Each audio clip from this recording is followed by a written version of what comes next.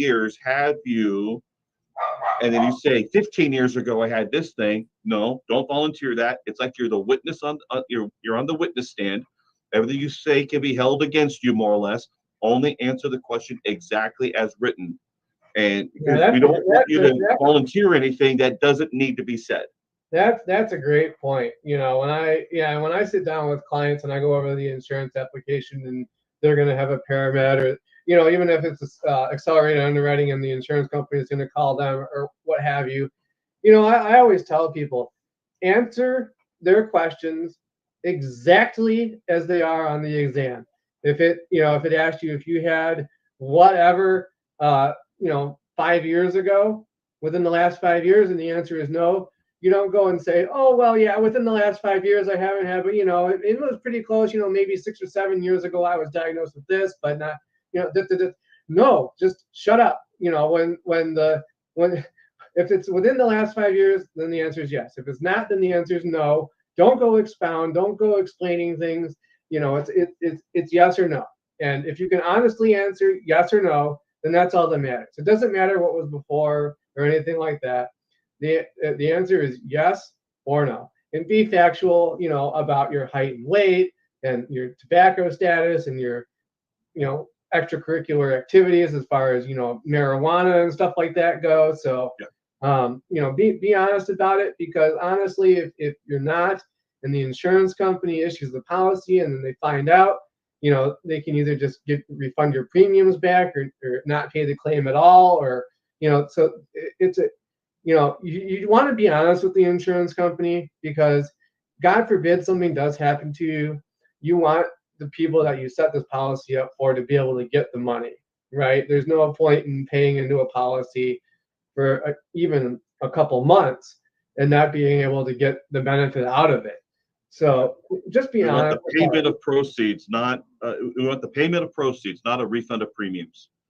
And Alonzo's an experienced agent, and he actually had a client that found out about cancer. He was just buying a term policy, and it all came back during underwriting. It's just important to find that out. And of course, as an insurance agent, we're paid to place quality risks with the company. But as a public service, in a way, if I can let you know in advance that the good news is we figured out you have cancer. Now, you might say, how's that good news? The good news is we found out now. You didn't know before. Go see your doctor now. Get it done. Get it taken care of. And if your work offers life insurance that you can get at work, you better sign up for it if you're not. So yeah, exactly. And Alonzo, co-stream this. Make sure your audience has seen this stuff too. We just need the word out on the principles we're talking about here today. But yeah, anytime we can help someone being proactive on their health, like I should talk, but still, but at least I know. It's better to know than not know. It's the devil you know versus the devil you don't, and better to know and be able to take proactive steps. Well, that's find out too late. We can go on a lot of different rabbit trails with this, but that's important too to find out, because generally the sooner that you are diagnosed and find out about these things, the more likely you are to be able to recover from them, and they're able to treat them and stuff like that. So, I understand that it's scary, and I've been through my fair share of medical stuff, and not everybody knows, but so I'm actually uninsurable, and that's why this is important to me, to make sure that as many people that are eligible can get insurance as they are, because I would give anything I could to be able to buy life insurance, but that's a side issue. But yeah, the point is that to be afraid of it doesn't, you especially if you haven't gone to one of these people that doesn't go to the doctor for 5 or 10 years. Right. So you don't want to know if you have something or not. But the problem with that is that if you do have something and you do find out about it through one of these paramed exams or whatever, now and they're able to help treat it and have a course of action for you, as opposed to it going on and on for who knows how long and just continuing to get worse. And the longer the things go, the harder they are to treat. So I don't be afraid of the medical underwriting. It's good to have like I said, it's like a mini physical, basically, and it's good to have, at least an annual physical anyway. So, yeah, don't be And afraid you of it. have to do an EKG. That's not a big deal. They put a whole bunch of these patches on you. They measure your heart rate Yeah. for a couple of minutes. It's not a big deal. And that's usually needed for when you're getting applying for higher levels of insurance. Yeah, Don't be afraid of it. normally it's not for, like anything under $1 million. They don't generally do that. If you're gonna I've get, had that done a few times. So it's kind of a fun process. Like, okay, what does that blip mean? It's a little interesting to try to decipher the chart. But going a little further, I just have my point. I hate it when that happens. But even after the cancer has been in rescission or remission, as long as I think 5 years is the magical cutoff time from the time that it's been in remission that you could probably get some kind of coverage. So it's yeah, and interesting. it's The obviously not underwriting has become more advanced. right, and it's not going to be at a preferred rate or anything like that. It still may be table rated. You might have to pay, a little extra premium over standard for it. Certainly, you got to look at it from the insurance company's perspective. I mean, that's pretty reasonable, and the fact that they're even offering you coverage at all after having a cancer diagnosis, that's a whole other conversation. But yeah, I mean, look, and that's the thing. Each insurance company too has different underwriting criteria. So just because one insurance company says no, and I had this happen recently. I had a client, and one insurance company was going to decline them, and the other one issued the policy at standard. Wow. So, Yeah. I mean, it just that's well, that's a whole other issue on knowing how different insurance companies work. We could easily probably make a 3-hour podcast out of this, but we got to eventually cut it off at some point. So, anything else we wanted to go over? I can't really think about it, but I'm going to throw that back. So it's better to. This track is called Unknown Enemy. So better to have the enemy you know than the enemy you don't, and that includes your health. Well, I'm gonna start doing tracks every time we do these things just to see what you do. So anyway, guys, thanks for contributing here, especially you, Alonzo. In fact, Alonzo said he had one carrier who declined, and the other carrier, same paramedic exam, got issued preferred plus. Yeah, you sometimes you just never know. You need a good agent that can shop the medical and get you the best possible terms that you need for what you're trying to do. So anyway, guys, we'll see you all next week with whatever we'll talk about then.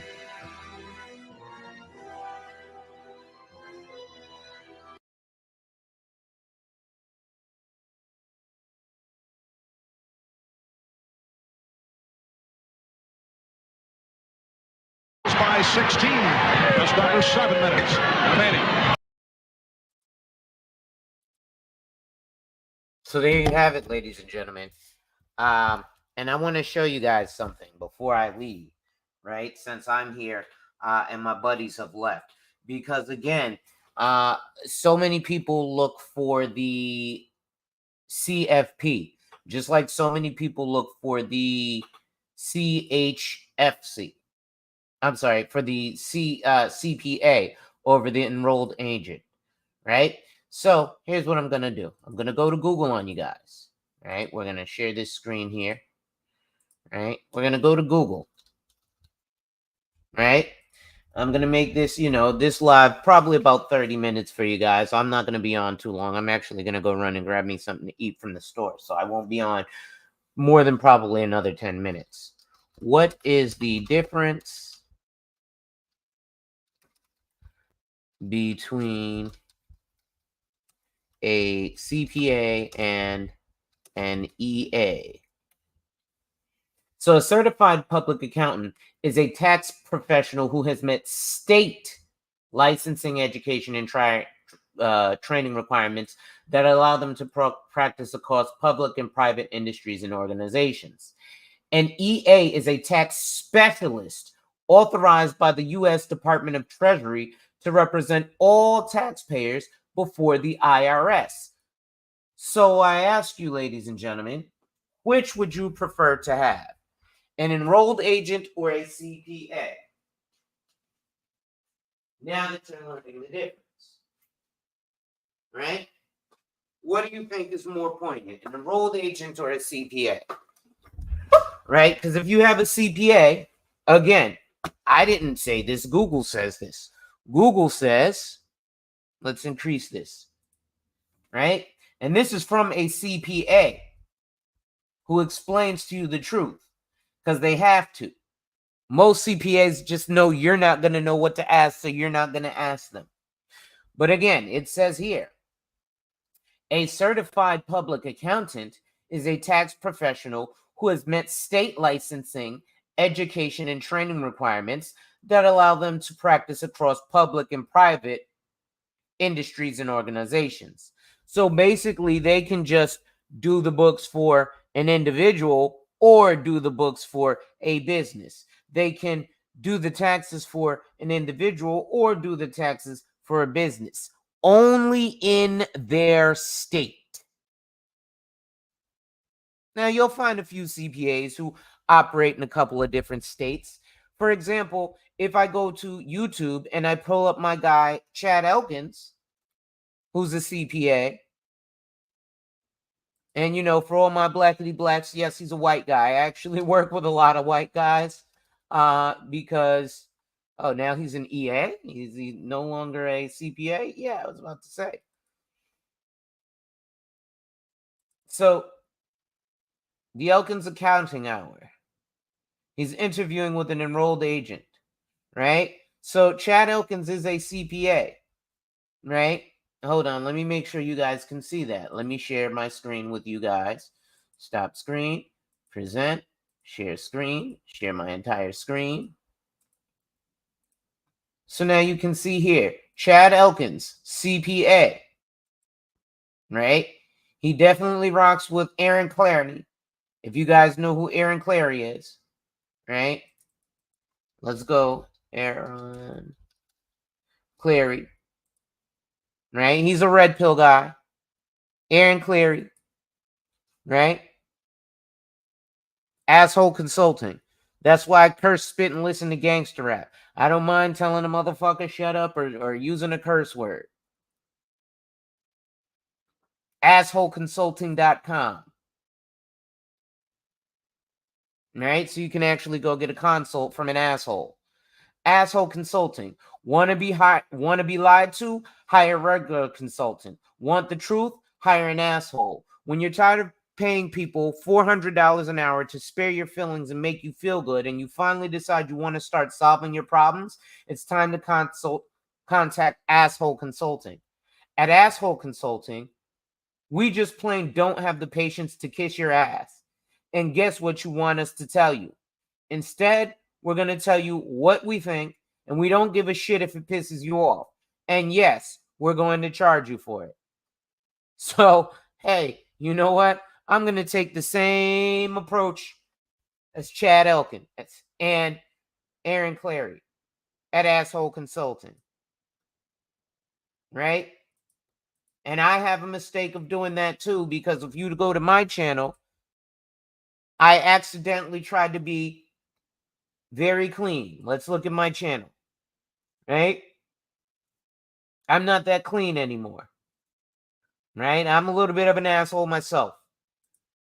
But again,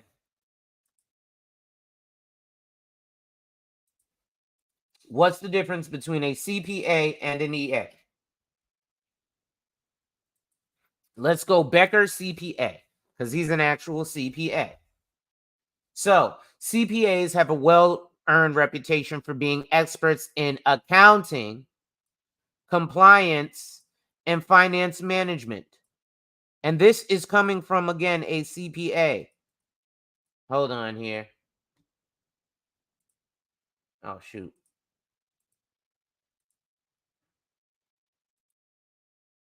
Share. Right? This is Becker. He's a CPA. Enrolled agent versus CPA. What's the difference? So, CPAs have a well-earned reputation for being experts in accounting. Right? That's why they're accountants. Compliance and finance management. But they're not the only ones who can help people make sense of tax issues and concerns.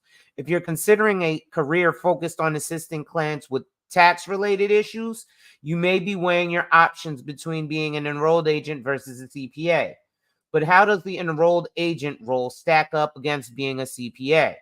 We compare how they differ, and where they overlap so that you can feel confident and informed when planning your career. You see that, ladies and gentlemen? So before we dive into the details, let's discuss the basics between an EPA and a CPA. So a certified public accountant is a tax professional who has met state licensing, education, and training requirements that allow them to practice across private and public industry organizations. An EA is a tax specialist authorized by the United States Department of Treasury to represent all taxpayers before the IRS. See, your CPA can't even represent you in front of the IRS. Their sole focus is being the go-to expert on tax laws to help clients navigate their cases with the IRS, like, for example, settling tax debt. Okay, not a CPA, but an EA. So, how are they similar? Both EAs and CPAs have comprehensive knowledge of U.S. tax codes and can use their knowledge to represent their clients in audits, appeals, and all other matters with the IRS. Also, those with either the CPA or EA certification must adhere to strict ethical guidelines and requirements and complete set amounts of CPE during specified time periods to maintain their credential. Now, how do they differ? CPAs have a broader knowledge base in all facets of accounting, while EAs only focus on tax. Okay? So CPAs are granted unlimited representation rights to assist clients in tax-related matters as well as audits, risk assessment, business valuation, and financial planning. However, CPAs are only allowed to practice in the state where their current license is held, except for states that accept CPA mobility for limited practice. EAs have a credential that gives them unlimited practice rights to represent any taxpayer for any tax case across all IRS jurisdictions. Simply put, EAs can do all the things that CPAs can do when it comes to tax. But that's where the overlap ends. So if you want a good bookkeeper, you go to a CPA. But if you really want to get your taxes taken care of, you go to an enrolled agent. Now, what does this have to do with insurance? We're going to go back to Google. What's the difference between a CFP and a CHFC? Or let's see, we're not going to say which is better. What's the difference? Smartasset.com. So let's see. Indeed.com, money.usnews.com. So let's see here. I'm going to definitely have to chop this up because it looks like nobody's watching right now. Ladies and gentlemen, make sure you hit that like and drop a comment. Continue as Alonzo here. So what's the difference between a CHFC and a CFP? Well, among the differences, the CHFC and CFP have different educational and exam requirements. Financial advisors can earn several professional designations and certificates, and the two most popular are Chartered Financial Consultant, or CHFC, and Certified Financial Planner, or CFP. Some advisors have one of those designations and others have both. Although there is a significant overlap between the two, they are distinctly different. And here's what you should know before pursuing one or the other. So, what is a CFP? A CFP mark is bestowed by the Certified Financial Planner Board of Standards and among the most widely recognized certifications for the financial planning industry, says Joseph Margeri, CFP and Managing Director of Corporate Relations for the CFP Board. It is accredited by the NCCA. To become a CFP, professionals must take coursework on financial planning, says Christopher Worrell, professor and chair of the Tax and Estate Planning Department for the College of Financial Planning, a Kaplan company. Topics include investment planning, insurance planning, estate planning, tax planning, retirement planning, and ethics, plus a capstone course. Some traditional accredited universities offer these courses as part of their finance and business degree programs. What is a CHFC? In addition to the core financial planning classes, students seeking a CHFC designation must take an additional course about contemporary planning applications, says Ross Riskin, director of CFP and CHFC education programs at the American College of Financial Services. In fact, that final course, students study topics such as behavioral finance, special needs planning, small business planning, and other topics. Those contemporary topics may be touched on here and there in other CFP programs, but we know that's a major focus for advisors today, Riskin said, which is why they're included in coursework requirements for the CHFC designation. NC Worker, what's going on? So that means, just like I showed you with the CPA and EA, the CPA is more well known by the general public for going for taxes, but the EA is a better choice to go to. So the CFP is more better known to the general public than the CHFC. But if you have to take all the exact same coursework for the CFP that you do in the CHFC, except in the CHFC, you have to take an additional course above the CFP to get the CHFC. Which do you think is probably the better choice for you, the public, the general public? Right? What do you think, ladies and gentlemen? So now let's see the differences. So the differences between a CHFC and a CFP. The first step to receiving a CFP designation is at least having a bachelor's degree from an accredited college or university in any discipline. People who don't have financial planning backgrounds would also need to take those core courses. Advisors only need to have between 4,000 and 6,000 hours of professional experience as well, Margeri says. Now, before I finish that, let's remove this. Let's stop sharing and let's share the entire screen really quick. Let's go to Google. I'm not going to be on too long, NC Worker, but thanks for coming. Let's go to Google. How long is 6,000 hours? So 250 days. So all you need is really 1 year worth of experience, right? Or 250 days worth of experience to get 6,000 hours of experience. Now, generally, I say you should have 10,000 hours. How long is 10,000 hours?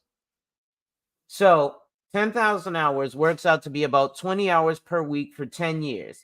10 years is a long time, but 20 hours a week isn't too bad, especially when you consider the average person watches 3 to 4 hours of television and spends a considerable amount of time on social media.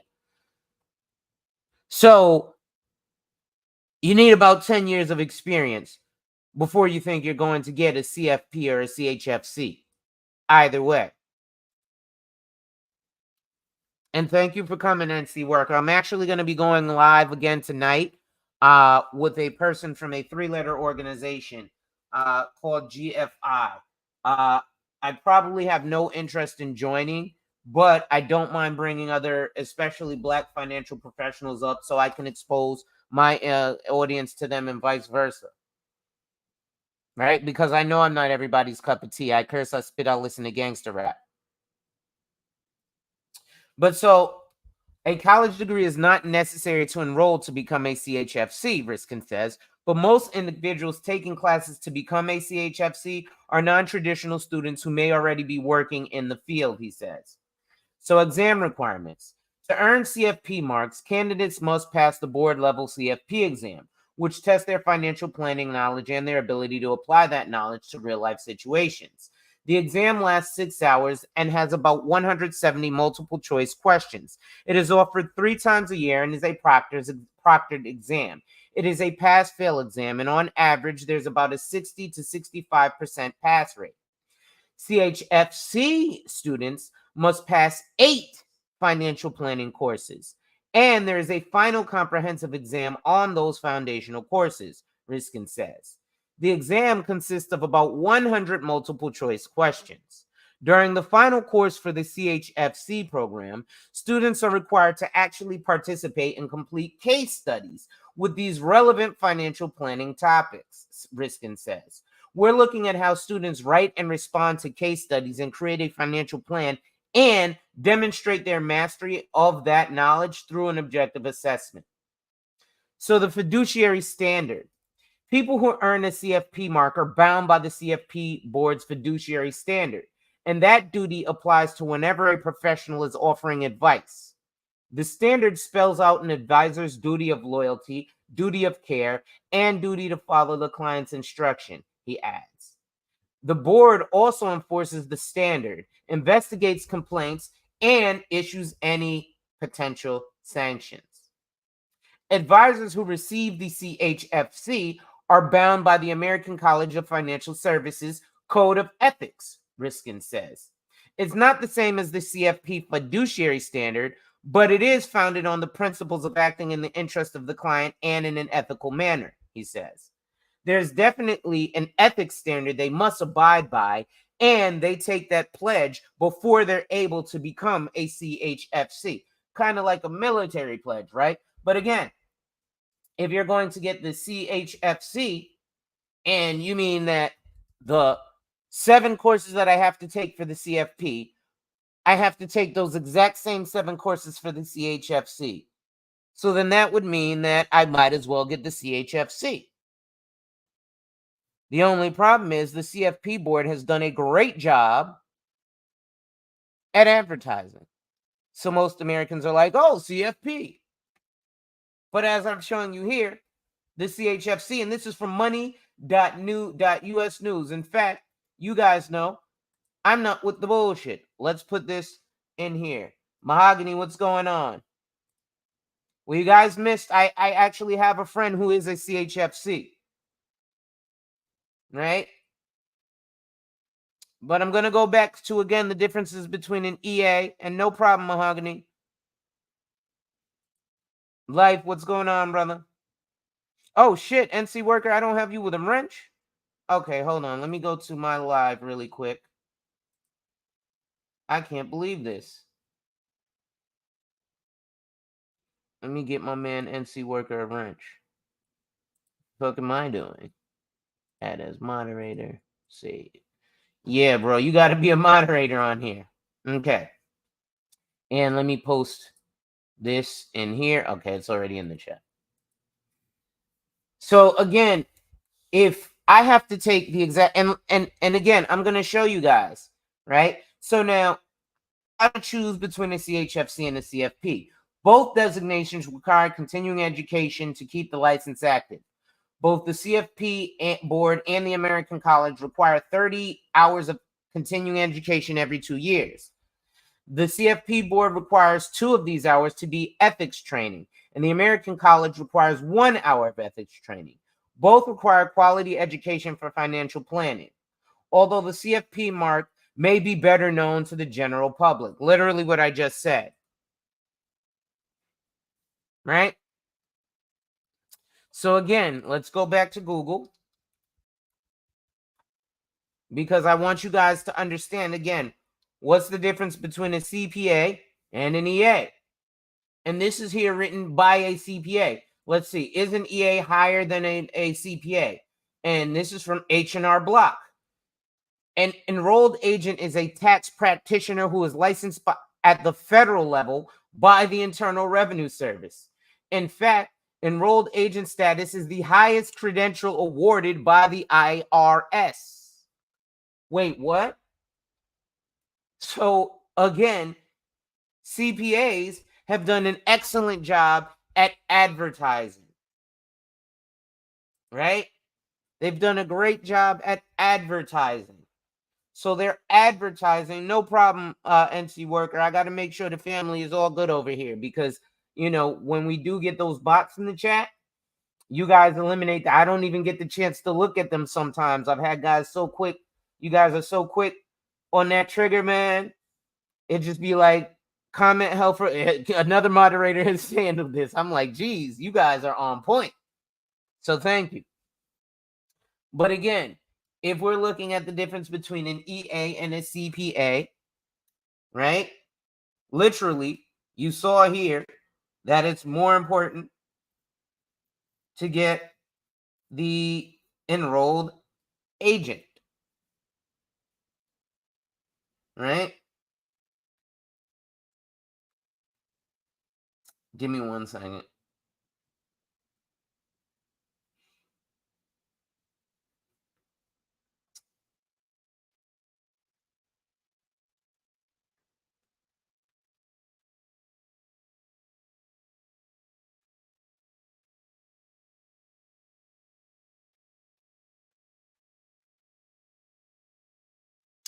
So the thing about it is, again, if you're looking to work with that CPA, no problem.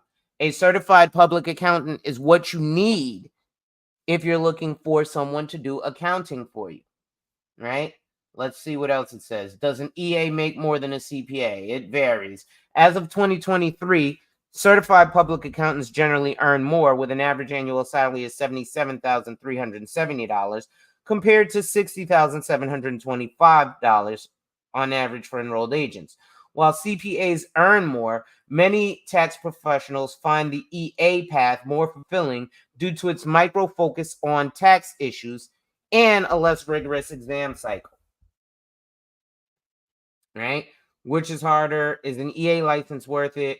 What can a CPA do that an EA can't? So a CPA can provide auditing, financial planning, and other services. Whereas, again, if you want to focus solely on taxes, you go to the CPA. Is there anything higher than a CPA? The EA credential, which is the highest credential that the IRS awards, is recognized in all 50 states. Although CPAs and attorneys can also represent clients before the IRS for tax-related issues, these professionals gain their licenses at a state level, whereas the federal government grants the EA license. Right? So again, CPA, EA, CFP, right? Where do we have it here? What is the difference, again, between a CFP and a CHFC?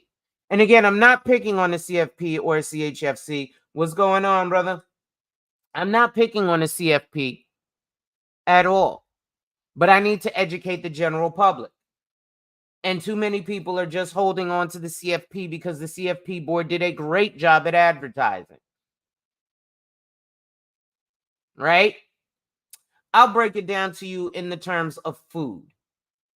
Right? Certified financial plan. And before we do that, let's go to the American College of Financial Services. Right? American College of Financial Services. Right? Allow all. Right? So they give you the CFP. They'll give you the CLU. IRA Success by Ed Slop. Right? RICP, Retirement Income Certified Professional. WMCP, I'm actually going to go for that too. CAP, which is a Chartered Advisor in Philanthropy. Right? That's if you have philanthropic aspirations. This is for the CAAFP, the Conference of African American Financial Professionals. Right? Do I like it? Yes. Because it is about the Black community, and only about 5.7% of advisors are Black. Right? But let's check this out. I want to see. So let's see. American College of Financial Services. I want to look at their let's look at their CFP program. Right? Because they have the CFP. Right? So you can get the CFP, tuition and scholarships, right? what you'll learn, and then course delivery. You can actually get it online. So let's go to comparison charts, right? Because I like Kaplan for everything. My buddy JT the Pocket Watcher went to Bryant University. They consider that, a lot of black folks consider that the standard, because a lot of black folks aren't familiar with the American College of Financial Services. Ironically enough, who the president of the American College of Financial Services is a black man. Did you know that? Probably not. Check the comments here. So, CFP certification education, see where we stand. Same time with a quick view of how our CFP certification education program stacks up against comparable programs. So let's look at Bryant University, which is the one that JT the Pocket Watcher went to and considers a great standard. Is there advanced curriculum? No. With Kaplan, which is one of my favorite, which is what the one I always tout, right? So I'm not just going to pick on JT, because I always say everybody should go to Kaplan for everything. Do they offer advanced curriculum? No. Now, do they have an above average pass rate across the board at Bryant University? Yes. At College for Financial Planning with a Kaplan company? Yes. At the American College of Financial Services? Yes. Can you finish it in less than 12 months? With Bryant University? Yes. With Kaplan? Yes. With the American College of Financial Services? Yes. Is there enhanced virtual learning experience? With Bryant and Kaplan, no. But you can actually get it from the American College. Here's some of the people who are going to be your instructors, right? You guys are probably going to be mad here when I say this, but you'll see some DEI hires, right? Nothing wrong with DEI hires. We like diversity, equality, and inclusion, right? Let me tell you, there are some heterosexual white men who are tired of heterosexual white men shit too. Just like there are some heterosexual black men who are tired of heterosexual black men shit. I know a bunch of white guys who are like, yo, I'm tired of this white people shit, you white guys, right? I have a friend who's like that. He's a straight white guy, and he's like, bro, I can't stand white people sometimes. And I am a white guy. Right? Just like I say about I can't stand black people sometimes, and I am a black guy. Right? So everybody has their own self-reflection. I'm sure Asian people can't stand Asian people sometimes, and so on and so forth. But I'm just telling you guys what's the deal here. Now, again, you see people are CFPs and CHFCs. So let's go back to the American College homepage. And CFP, CLU, CAP, browse all programs. Here we go. Black Executive Leadership Program. Geez, I didn't know they had this. For fellows, it's $9,000. So high potential Black and DEI committed professionals ready to advance in corporate leadership. Changing the face of financial services.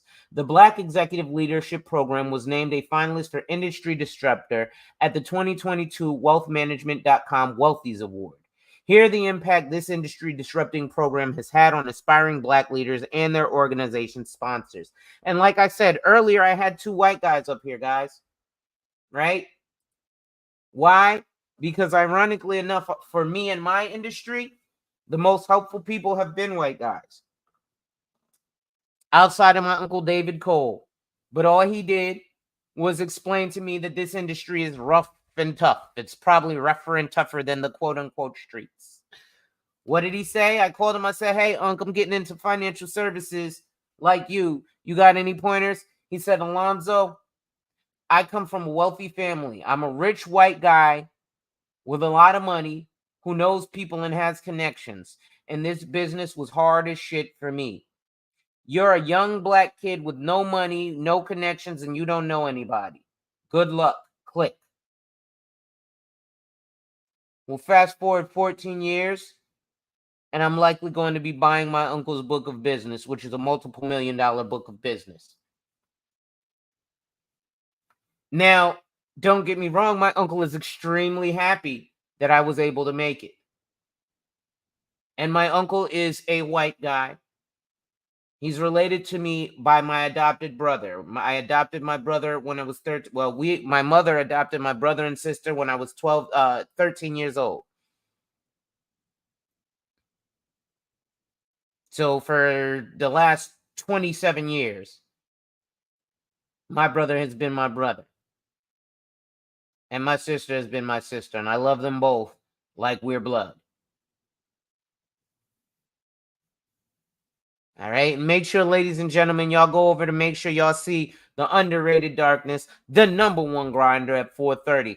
Ladies and gentlemen, I'm getting ready to hop off here shortly. I just wanted to share this stuff with you. I didn't even know they had this Black Executive Program. So let's see. The ideal participants. The Black Executive Program features 2 tracks. Fellow track for high potential Black and DEI committed business leaders in a middle management position. Sponsor track for senior level leaders interested in advancing the cause of Black and DEI committed leadership in financial services. Here's what's funny. I promise you, if I bring this to some of the white guys that I know right now, they will fuck around and pay for me to get into this. You know why? Because it seems like some of the white guys I know care more about the Black community than the Black people. I know a bunch of white guys who are out there on the front lines with BLM. You guys don't think things like slavery would have stopped without white people standing up and saying, hey, this is wrong. You guys shouldn't be doing this. I'm friends with this guy. This Black guy is my friend. Why are you hurting him? I am attracted to this Black person. Why are you hurting them? I love them. What is wrong with you? Right? So let's stop being too blackity black people, Black folks, and let's not be ists ourselves and exclude others from helping. Because again, had it not been for white people stepping up and saying slavery is wrong, we'd still be in slavery because it would be all accepted. It was white people who initially got up, yes, because they was like, yo, you know what? I'm noticing that these Black folks ain't enjoying this shit. And I don't enjoy this shit for these people either. They're human just like me. If you cut them, they bleed just like me. So I want them to stand on equal ground. Those were probably elite white people, just like elite Black people, right? We want the best of the best. And they were realizing that keeping those Black people down was not giving them the ability to be the best of the best as themselves. Why? Because they weren't able to compete with the best of the best.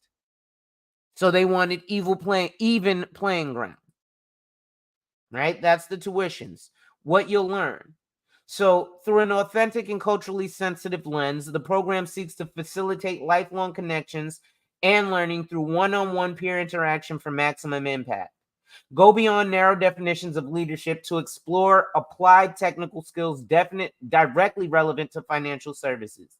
Deliver innovative training opportunities for executive sponsors committed to identifying, developing, and advocating for diverse talent. Cultivate a pipeline that will prepare up-and-coming Black and DEI committed professionals to move into senior and executive leadership. Industry disruption is needed. 61% of Black financial professionals feel that there are challenges that specifically affect their success. 69% of Black professionals don't have access to senior leaders. 65% of Black professionals say they are very ambitious in their careers. And this is what this program is good for. Right? Now let's go back. Right? What were we looking at? CALF, CHFC. Right? So generally you can finish it in less than a year and a half. you can actually take it 100% virtually. So the course starts at $925 a course. The 8-course package is available for $6,100. I think I'm going to go get a loan and get this. All right? So the admission requirements. There are no prerequisite courses to begin the CHFC other than a high school diploma or equivalent. But you have to have at least 3 years of experience in financial planning or related profession to get this designation. All right? So the CHFC is good for you if you want to go beyond the basics, which, as you guys know, I do. You want to earn dual designations. You earn 2 valued certifications at once. What? By completing our 8-course CHFC program, you're qualified to sit for the CFP exam, doubling the value of your education. Why? Because the CHFC is 1 course above the CFP. Right? We'll go right here. The American College CFP or the CHFC. So issuing organization, CFP boards of standards for the CFP. Even if you take it from here, you still got to go take the course from the CFP board of standards. Or you can get directly issued from the American College. Number of courses. There are 7 for the CFP, but 8 for the CHFC, right? It says 8 courses, right? But it says it's the CFP Certification Education Program plus 1 additional course. And it looks like I'm freezing over here. My computer is freezing. Okay, what's up, brother? Thank you for sharing me out, underrated. Like I said, I'm not going to be on for too much longer. I didn't even expect to be on this long. The video that I started playing was only 8 minutes long. Why is why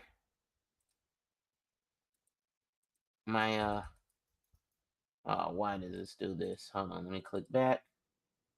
Yep, it's frozen. I don't know why my internet froze on this page. I guess it didn't want me to give y'all the game. I got to relaunch my internet. Okay. So the CFP program for also is $46.75, less than $5,000. Let me exit the page. I don't know why the page wasn't responding. There we go. Yeah, the page froze on me, guys. All right, NC worker. All right, let's increase this. All right. So again, the number of courses you need for the CFP are 7. The number of courses that you need for the CHFC are 8. You take all of the CFP program courses plus 1 additional course. There is no better, there's different, but the CHFC is a step higher. Education requirements. You do need a bachelor's degree to get the CFP, but all you need is a high school diploma to get the CHFC. The education level, foundational financial planning knowledge. For the CHFC, you need comprehensive planning knowledge for diverse client needs. The cost. So the cost is $46.75 for the CFP. It's $58.95 for the full program for the CHFC, plus another $1,650 for the additional case study course for CFP program completers. So after you complete the CFP program, you can then go to the CHFC. Do you need the comprehensive board exam? Yes, for the CFP, but you don't for the CHFC. The governance is the CFP board fiduciary standard. The College of American the American College has a code of ethics. Now, if they offer both, they allow the CFP board to still continue that. But if they're giving you the exact same 7 courses plus a step above, what do you think it is? All right. Now I'm going to go one more step here. I'm going to go. I don't know what happened here. Let's refresh. Log in. Okay. Because I want to pull up. So these are also some of the other carriers that I represent. I know I have my favorite carrier I represent, but as you see here, I represent some big boy name companies: Nationwide, Prudential, Security Mutual, Equitable, which is AXA. Now, this is another portal I use, right? I also represent Illinois Mutual, National Life Group, Emeritus, Mass Mutual, Lincoln Financial Group. Because I'm a broker. I work for you, the client. Do I have my favorite carrier? Yes. But this is how you get the right policy for you, right? Let me, yeah, my whole internet crashed. No, these are the income and wealth data on the U.S., right? But black folks, let's go here. Let's go to Green Gorilla. Equities and mutual funds. Let's see if I can get the Green Gorilla, right? Corporate equities and mutual fund shares by race. So black folk, and this is another reason that I shit on people like Wall Street Trapper, right? Shout out to Green Gorilla. Hopefully he don't give me a copyright strike for using this.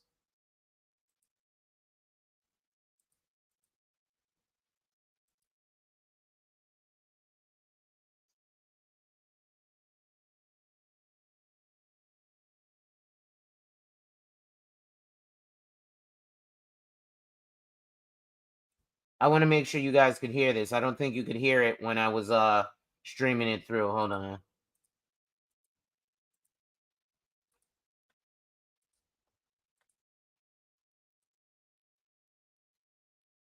Okay.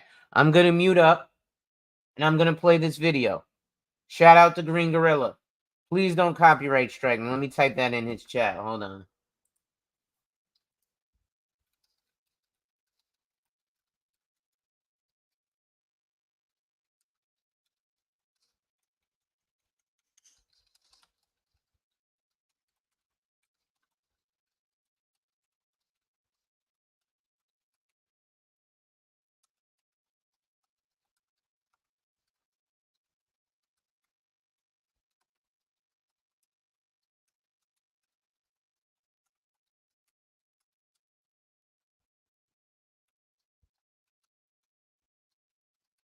Right?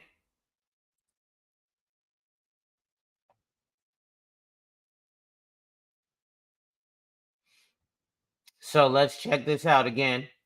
I'm going to mute my mic and I'm going to let y'all see this.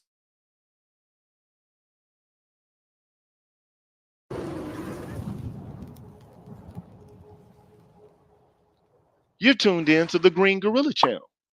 Please make sure to like the video, subscribe to the channel, and hit the bell notification button. And please, feel free to share the video. Thank you.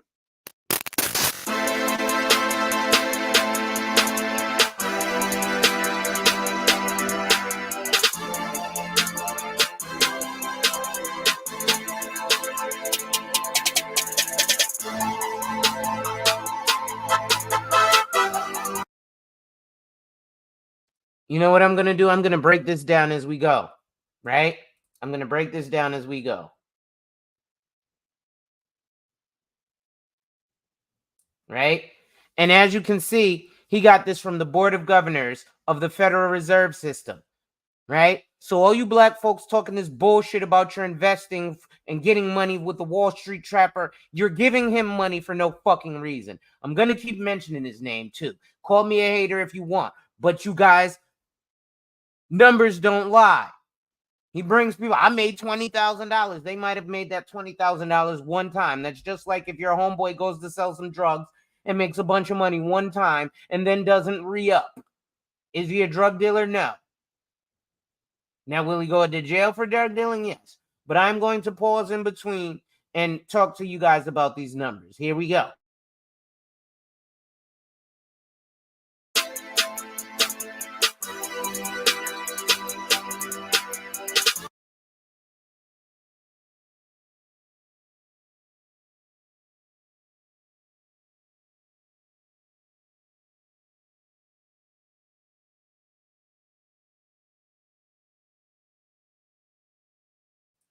Right? So he's showing you right here, right? You got, what is this? We've got white on, and this is quarter 4, 1990. So this is what, 35 years ago? Right? 35 years. But yet y'all call me a hater for talking on Wall Street Trapper. I'm only 40 years old, right? And so 34 years, because I was born 6 years before 1990. Right? So this is over the course of the last 35 years, right? So again, men lie, women lie, numbers don't, right? So as we see right here, Green Gorilla got this from the Federal Reserve, right? Federal Reserve means the federal government. So all you black folks talking about, I'm paying for this one's course. I'm paying for Stock Up with Larry Jones. I'm paying for John J. Stocks. I'm paying for whoever course. Well, you're not making any money because equities is investment products, all encompassing. That means variable investment products, and mutual funds are exactly what they are. So the ownership of that in quarter 4, 1990 was 95% white Americans, 2% others, 0% Hispanic, and 0% black. Okay, let's move forward.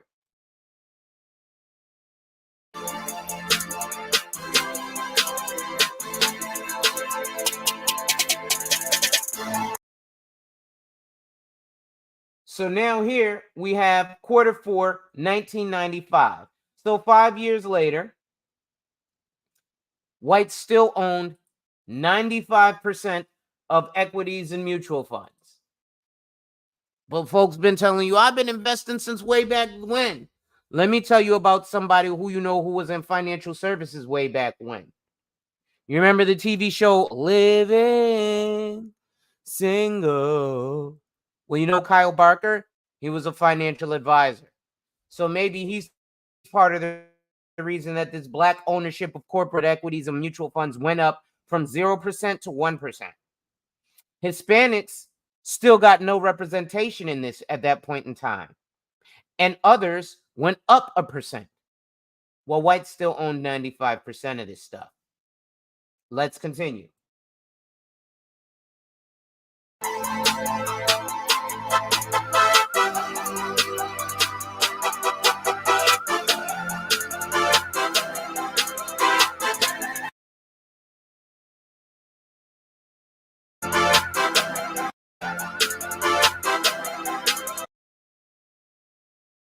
So this is the next 5 years, right? This is in 2000, right? So this is the year 2000, right? So if at this point he's showing us that it went down for blacks. Why did the ownership go down for blacks? Right? It went down. Didn't go up, it went down. You see that, right? Again, men lie, women lie, numbers don't. Right? Men lie, women lie, numbers don't. So we see here that ownership of equities and mutual funds unchanged for whites in the past 10 years, right? We went up to 2%, and now we're back down to 1%. Hispanics finally took some of our place, went up to 1%. Others are still at 3%. Let's continue.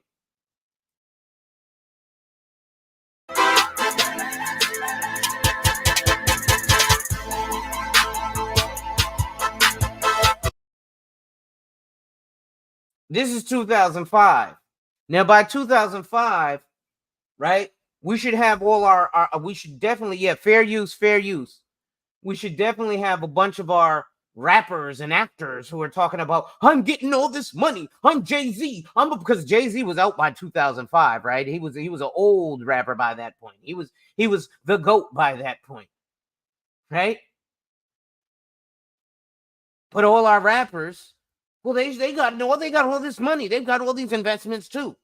Oh, I'm Rick Ross, the boss. Oh, I'm 50 Cent, G Unit. Where the fuck is their money? Right? Because according to this, it's not being invested like they say it is. Again, so this is over the course of 15 years, from 1990 to now 2005.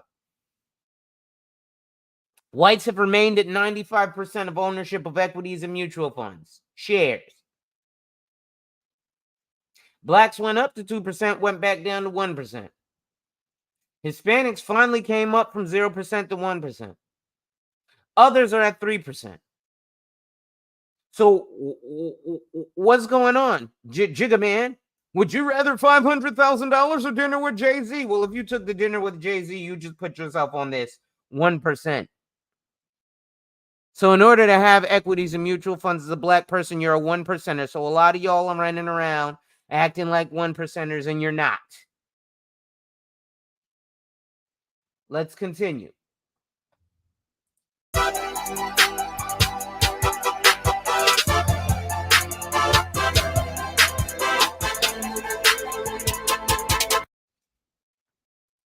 Q4 2010.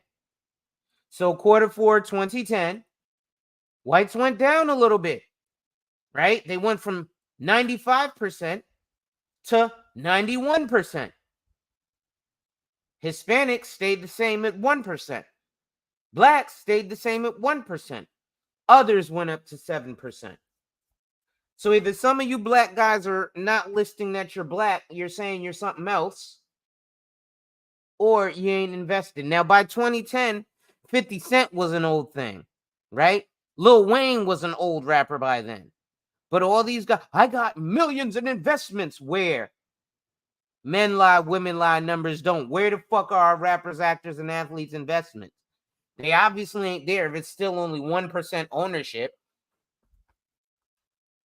Because I talk to people every day. I'm investing in Doja. I do Forex. I trade options. Not according to the Federal Reserve.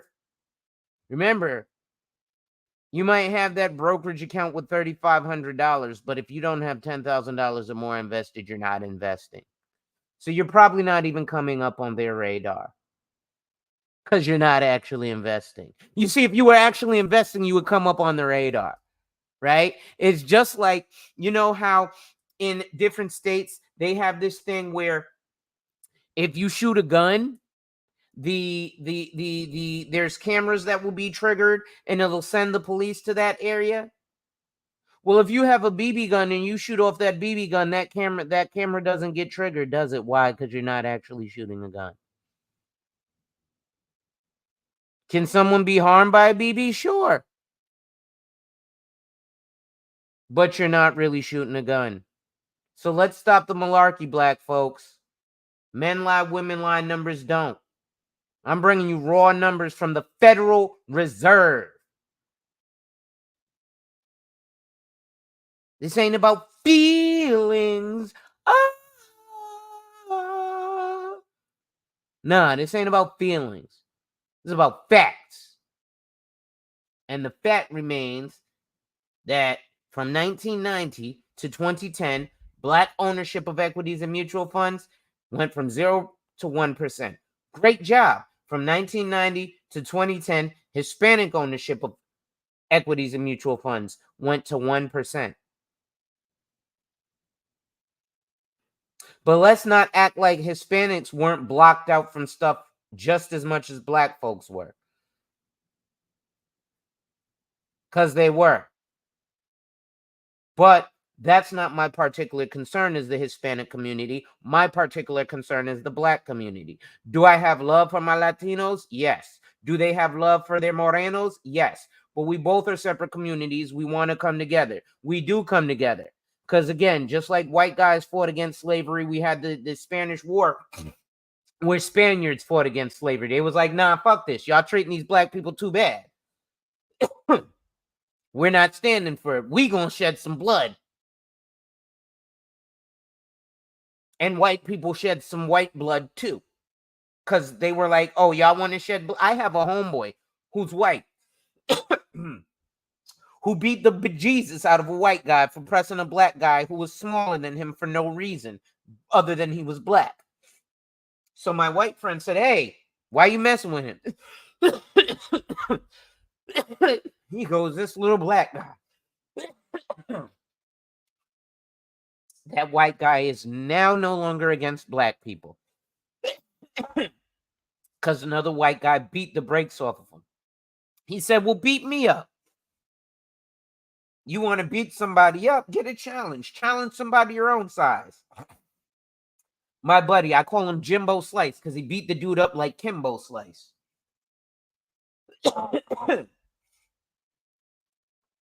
So as we continue.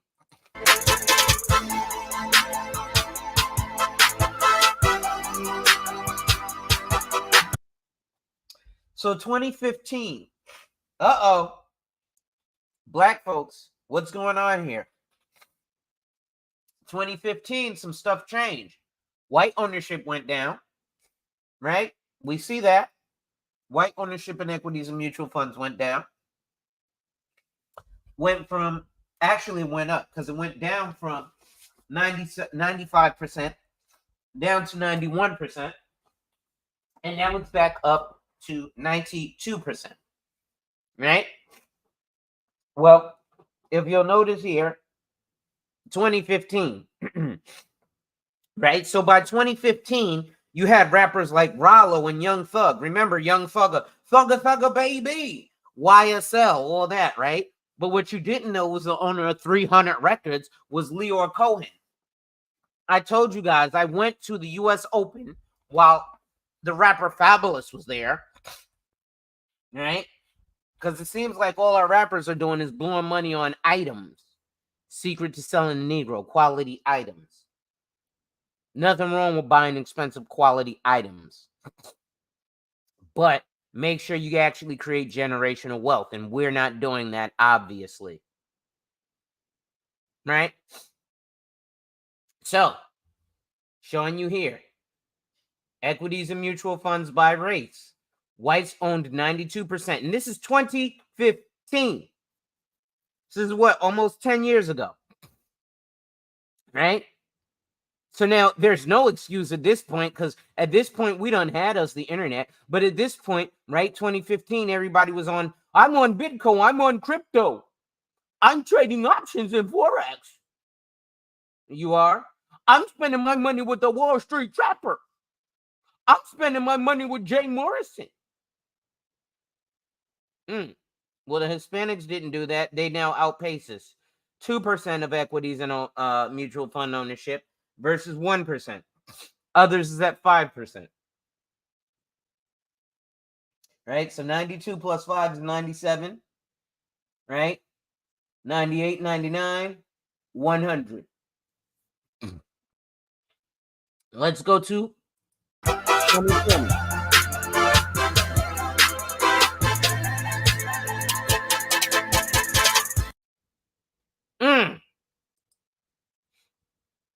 No problem. I'm getting ready to hop off, Mahogany. Thanks for stopping by. I'm getting ready to stop right after this.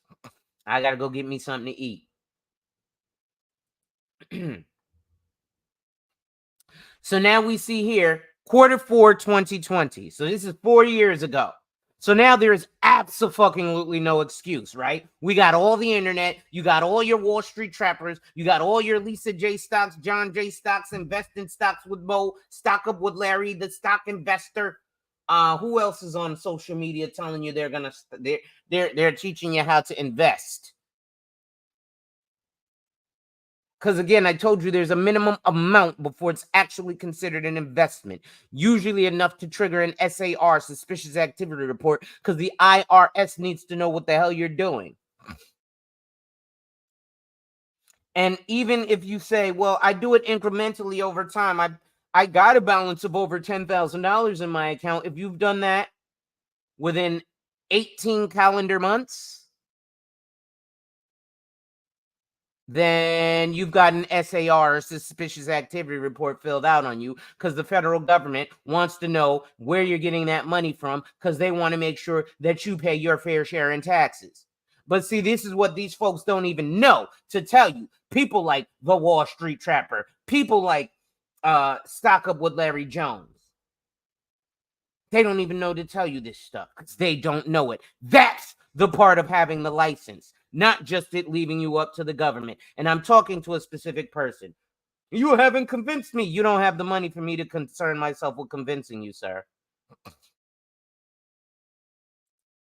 Again, equities and mutual fund shares by rates. Q4 2020, there should be no excuse.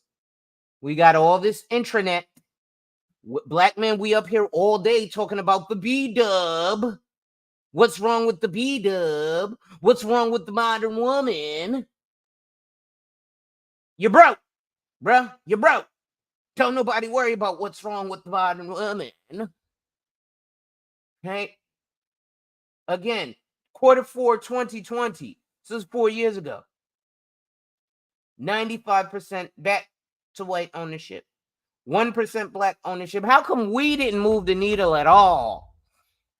Wait, I think one time we went up to 2%. But for the past 35 years, we've been remaining at 0 to 1% ownership of equities and mutual funds.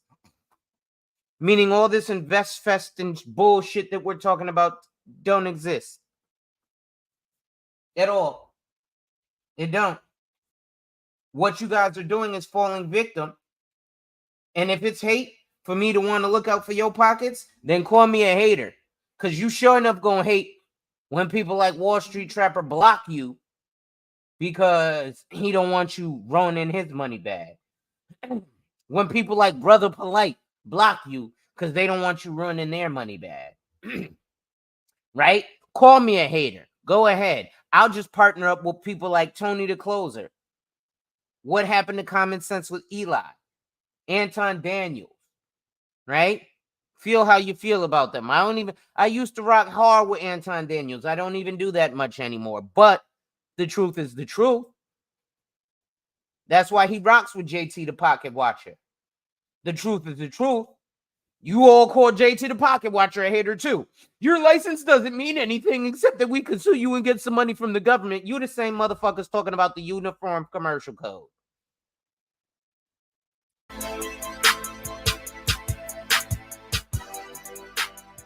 And here we are, 140 years later, when you're supposedly free and gone through a civil rights movement, you still only own and control 1/2 of 1% of this nation's wealth.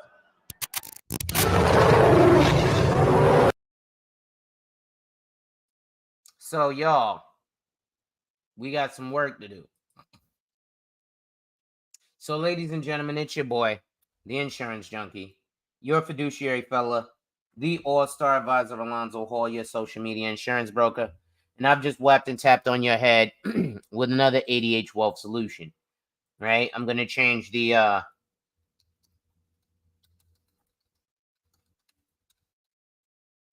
actually, truths the financial industry doesn't want you to know.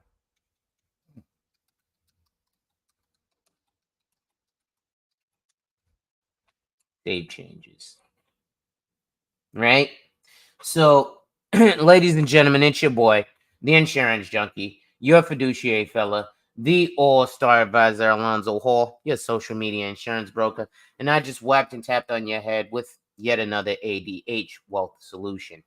Make sure, ladies and gentlemen, you hit that like, drop a comment, subscribe, and hit that notification bell so you're made aware every time I release new content. And as always, share. Lastly, to contribute to channel growth or to schedule an appointment with a licensed financial professional, the links are in the description of this video. With that being said, ladies and gentlemen, wipe ass, work in progress every day and see success. And remember, folks, when people challenge you, they don't challenge you. They don't challenge you to challenge you, but they challenge you to challenge you. Accept the challenge. Salute.